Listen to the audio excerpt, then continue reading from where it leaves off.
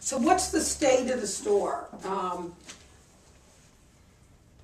We'll have other conversations about things that are the good and the bad part of it. But here's the thing that I really want to leave you with as a notion.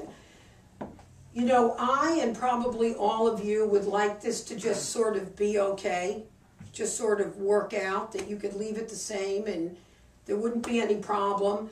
But you know, that's not going to be the case. All of you, even the best of our customers, are changing your reading habits, are maybe already have an iPad, which is a very cool device, and thinking about digitally downloading books or reading less or reading more online. I mean, there's a million things, but it won't be the same. It won't be the same. So the challenge is, how can we still be here and not have it be the same? So here's the part that we can do, and here's the part that you can do. What our job is to pay attention to what you need and want. Your job is to let us know what you need and want. Just going away and hoping it all works out. In the thousands of communities that have lost their bookstore, when we opened, there were over 9,000 stores, and over 7,000 have closed. And every time a bookstore closed, the community was shocked. In some cases, they raised money to open it back up. In other cases, that couldn't happen. And in every instance, they said, well, I thought they were fine. It always seemed busy. They always had books in the store. You know, their owner, their version of Roxanne always seemed okay. Why didn't they tell us that they were in trouble? So you don't have to be a genius to know that bookstores are in trouble. Now here's the other part of it. I don't think guilting anybody into doing business with you is a long-term strategy, right? That doesn't really work. You'll do it for a day, you'll feel really badly, and then you won't.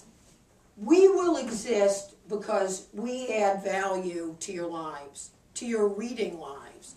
And that is our goal. In order to do that, you let us know.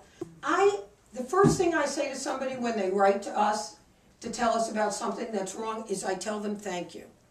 Because that's part of the partnership, that you're saying to us, well, I wish you would do digital downloads. You know, maybe what we ought to do is sell books on our website, and you go to Amazon, get the cheapest price, and come through us, so we're giving you advice. There's a million things that we can do, but this store will change, and it will change with your help. And so you let everybody know, yes, it matters where you buy your books. It's busy, it's not busy enough. But mostly let us know what you need us to be. And then I'll give you, not the guilt part of it, but the practical part of it. If you are this is about all locally owned businesses. If you do business with an out-of-state internet retailer, $0 come to Connecticut. There's no sales tax being paid, and you might think that's good that you're not paying sales tax, but when there's no sales tax being paid and your income taxes are going to double, you're going to know there's a problem about the sales tax.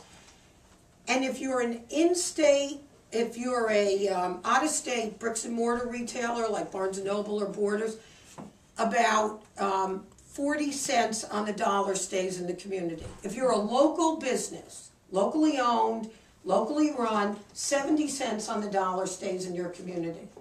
That means wages, supplies, all the things. And that seems like not a big deal, and maybe it doesn't impact you until you realize that the lawyer doesn't have enough business, the graphic designer doesn't have enough business, the stationery, these all steamroll. So we have to think about what we want as citizens.